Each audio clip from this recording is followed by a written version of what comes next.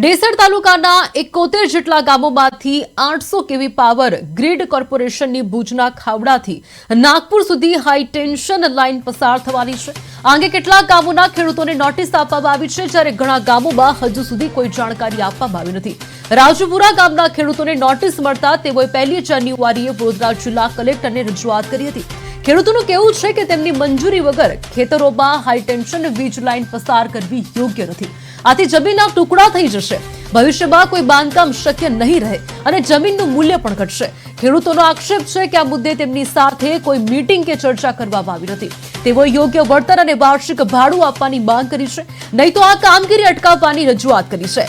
આજે સાંજે રાજપુરા ખાતે ખેડૂતો ભેગા થઈ ચર્ચા કરી હતી। ખેતરોમાં પોલ ઉભા કરાશે અને વાયર લાંબા કરવામાં આવશે, જેના કારણે ખેડૂતોને ભારે નુકસાન થવાનું છે। આ મુદ્દે આગામી સમયમાં શું પગલાં લેવાય તે અંગે ચર્ચા ચાલી રહી છે। ડેસર તાલુકાના 71 ગામોના 700 થી વધુ ખેડૂતો ભેગા થઈ જિલ્લા કલેક્ટરને આવેદનપત્ર આપવાનું નક્કી કર્યું છે।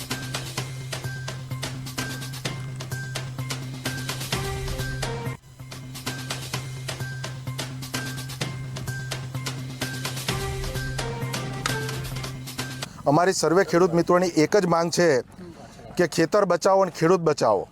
કેમ તો કે બધી જમીન વિહોણા ખેડૂત થઈ જવાના છે। નાની નાની જમીન ધરાવતા સર્વે ખેડૂત મિત્રો છે ડેસર તાલુકાના। બીજી વસ્તુ અમારી માગણી એ છે કે ભાઈ જમીનનું વળતર પણ હાઈવે અને રેલવે જે ચૂકવે છે એ પ્રમાણે ચૂકવો।